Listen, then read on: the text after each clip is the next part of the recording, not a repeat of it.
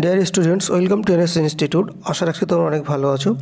আজকে আমরা এই ভিডিওতে ইন্ডিয়ার ন্যাশনাল এবং স্টেট লেভেলে পার্টি সম্পর্কে কিছু ইনফরমেশন নেব এবং তার পাশাপাশি ইন্ডিয়ার লোকসভা ভোট সম্পর্কে আমরা কিছু ইনফরমেশন জানবো, কারণ এই টপিক থেকে এমসিকিউ কোশ্চেন কম্পিটিটিভ এক্সাম আসে। আর তাছাড়া ভারতের নাগরিক হিসাবে লোকসভা ভোট সম্পর্কে কিছু ইনফরমেশন জানা দরকার। তো চলো দেখে নিই। দেখো, তোমরা জানো যে বর্তমানে ইন্ডিয়াতে 6টা ন্যাশনাল পার্টি আছে এবং 57 আছে স্টেট লেভেলের পার্টি। তাহলে 6টা ন্যাশনাল পার্টি আছে এবং 57টা স্টেট লেভেলের পার্টি আছে। এবং ইন্ডিয়াতে প্রথম লোকসভা ভোট স্টার্ট হয় 1951-52 সালে। আর এই বছর যে 2024 লোকসভা ভোট হচ্ছে, এটা হচ্ছে তোমার 18তম লোকসভা ভোট। 18তম লোকসভা ভোট।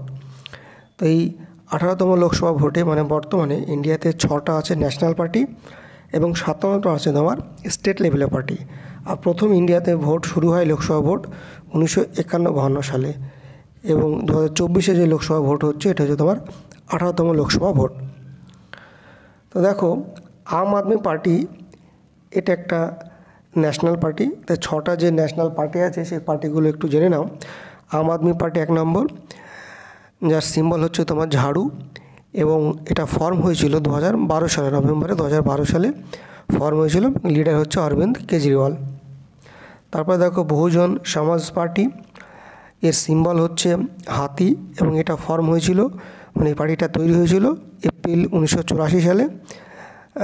যার লিডার হচ্ছে মায়াবতী। তারপরে দেখো ভারতীয় জনতা পার্টি, এটা সিম্বল হচ্ছে পদ্মফুল এবং এটা ফাউন্ড হয়েছিল 1980 সালে এবং লিডার হচ্ছে জেপি নাড্ডা।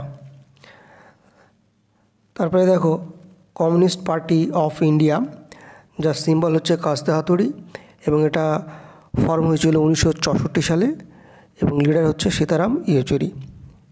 তারপর দেখো ইন্ডিয়ান ন্যাশনাল কংগ্রেস, সিম্বল হাত, এবং এই পার্টিটা ফর্ম হয়েছিল, এখান থেকে কোশ্চেন আসে, খুব important. Indian national Congress form হয়েছিল 1885 সালে এবং বর্তমানে এর লিডার হচ্ছে মল্লিকার্জুন খাড়গে। এবং তারপরে দেখো ন্যাশনাল পিপলস পার্টি, যার সিম্বল হচ্ছে বই এবং এটা ফর্ম হয়েছিল 2013 সালে এবং এই পার্টির লিডার হচ্ছে কনরাড সাগমা। এই ছিল 6টা ন্যাশনাল পার্টি এবং 57 যে স্টেট লেভেলে পার্টি বললাম সেগুলো, যেমন তোমার অন ইন্ডিয়া, তৃণমূল কংগ্রেস, রাষ্ট্রীয় জনতা দল, এগুলো সব হচ্ছে তোমার স্টেট লেভেলের পার্টি। তো পার্টিগুলো নিয়ে একটু বেসিক তোমাদের আইডিয়া থাকা দরকার, কারণ এক্সাম দিতে অনেকটা সুবিধা হয়। যেমন ইন্ডিয়ান ন্যাশনাল কংগ্রেস কবে ফর্ম হয়েছিল এটা কিন্তু প্রায় এক্সাম এসে থাকে। তো দেখো 6টা ন্যাশনাল পার্টি আছে, 57 বললাম স্টেট লেভেলের পার্টি আছে। এবং আমাদের কনস্টিটিউশন যখন তৈরি হয়েছিল ইন্ডিয়াতে এবং ভোট যখন শুরু হয় ফার্স্ট 1951-52 সালে, তো দেখো কোশ্চেন এখানে কিভাবে তৈরি হয় যে ইন্ডিয়ান কনস্টিটিউশনে বা ইন্ডিয়াতে maximum Lok Sabha vote, maximum strength কত লোকসভা ভোটে, তো তখন ছিল কি 552টা।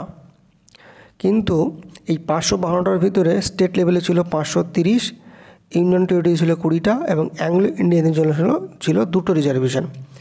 তাহলে 552টাতে ম্যাক্সিমাম স্ট্রেন্থ লোকসভা ভোটের। তাই এরকম কোশ্চেন হয় যে ম্যাক্সিমাম স্ট্রেন্থ কত লোকসভা ভোটের সিটের, তো সেটা হচ্ছে তোমার 552। এবং স্টেট লেভেলে 552 থেকে স্টেট লেভেলে ছিল 530টা লোকসভা সিট এবং ইউনিয়ন টেরিটরি থেকে ছিল 20টা লোকসভা সিট এবং অ্যাংলো ইন্ডিয়ানদের জন্য ছিল রিজার্ভেশন 2টো সিট। টোটাল ছিল 552। তোমরা জানো বর্তমানে 28টা ইন্ডিয়াতে স্টেট আছে এবং 8টা ইউনিয়ন টেরিটরি আছে। এখন কথা হচ্ছে এই যে 2টো অ্যাংলো ইন্ডিয়ানদের জন্য লোকসভা সিট রিজার্ভ ছিল, যেটা প্রেসিডেন্ট নমিনেট করত, এটা 2020-তে 104 অ্যামেন্ডমেন্ট অ্যাক্টে 2020 সালে এই অ্যাংলো ইন্ডিয়ানদের জন্য যে 2টো সিট রিজার্ভ ছিল এটা কিন্তু উঠিয়ে দেওয়া হয়, মানে পরবর্তী আর এক্সটেন্ড করা হয় না। দেখো যখন ইন্ডিয়ান কনস্টিটিউশন তৈরি হয় তখন যে অ্যাংলো ইন্ডিয়ান বলতে আসলে কী বোঝায়, দেখো ইউরোপিয়ান অরিজিন এবং ইন্ডিয়াতে জন্মগ্রহণ করেছে সেই সমস্ত লোকদের তোমার রিপ্রেজেন্টেটিভ হিসাবে প্রেসিডেন্ট দুটো অ্যাংলো ইন্ডিয়ানদের জন্য এমপি সিট তোমার নমিনেট করতো তাদেরকে রিপ্রেজেন্ট করার জন্য।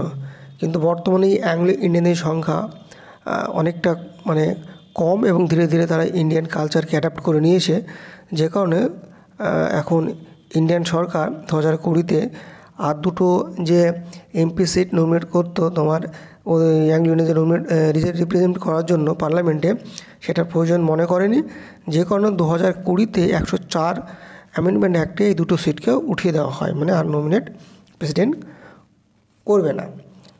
সেই কারণে কি এই বর্তমানে মানে 2024-এ যে লোকসভা ভোট হচ্ছে 18তম লোকসভা ভোট, এখানে তোমার টোটাল 543টা সিটে ভোট হচ্ছে।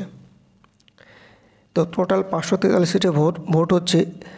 তো এর ভিতরে কি হবে দেখো, এই 543টার মধ্যে প্রথমে তুমি -1 করে দাও, তাহলে কত হচ্ছে 542টা, এটাকে 2 দিয়ে ভাগ করলে হয় 271, এবং তাকে যদি +1 করি তাহলে হবে 272।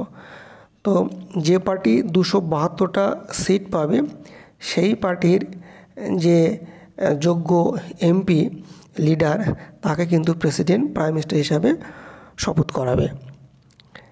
তো টোটাল কোনো পার্টির যদি 272টা সিট আসে তাহলে সেই পার্টির যে যোগ্য এমপি লিডার তাকে কিন্তু প্রেসিডেন্ট প্রাইম মিনিস্টার হিসাবে শপথ বাক্য পাঠ করাবে।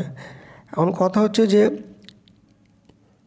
আচ্ছা এইটুকু আর একটু বলে নিই, যদি দেখা গেলো কোনো পার্টি কিন্তু 272টা মেজরিটি পাচ্ছে না, সেক্ষেত্রে প্রেসিডেন্ট কিন্তু নিজের ডিসিশনে যাকে যে পার্টির লিডারকে যোগ্য মনে করবে তাকে কিন্তু প্রাইম মিনিস্টার হিসাবে শপথ বাক্য পাঠ করাবেন। এটা কিন্তু টোটালি রাইট আছে প্রেসিডেন্টের উপরে। তারপরে দেখো অ্যাংলো ইন্ডিয়ান বলতে আসলে বোঝায়, এটা একটু বোঝার আছে যে ইউরোপিয়ান অরিজিন কিন্তু ইন্ডিয়াতে জন্ম হয়েছে, তাদেরকে অ্যাংলো ইন্ডিয়ান বলে, এবং তাদের কমিউনিটিটাকে রিপ্রেজেন্টেটিভ করার জন্যই পার্লামেন্টে 2টো সিট লোকসভার তোমার প্রেসিডেন্ট নমিনেট করতে পারত। কিন্তু 2020 পরে এটাকে আর এক্সটেন্ড করা হয়নি, মানে 104তম অ্যামেন্ডমেন্ট অ্যাক্টে 2020 পরে এটাকে আর এক্সটেন্ড করা হয়নি। তাই বর্তমানে তোমার প্রেসিডেন্ট যে দুটো অ্যাংলো ইন্ডিয়ান নমিনেট করতো সেটা আর করবে না। দেখো আর্টিকেল 332 অনুসারে লোকসভাতে দুটো রিজার্ভেশনের কথা বলে, যেটা এমপি সিট প্রেসিডেন্ট নমিনেট করতে পারত, এবং আর্টিকেল 333 অনুসারে বিধানসভাতে একটা সিট নমিনেট করতে পারত। কিন্তু এই যে রিজার্ভেশনটা এটা পুরোটাই উঠিয়ে দেওয়া হয়েছে 104তম অ্যামেন্ডমেন্ট অ্যাক্ট 2020 পরে। তো এই ছিল কিছু বেসিক তোমার লোকসভা সম্পর্কে কিছু ইনফরমেশান। আশা রাখছি তোমাদের অনেকটা সুবিধা হবে। তো সবাই ভালো থেকো, সুস্থ থেকো। Thank you so much for watching this video.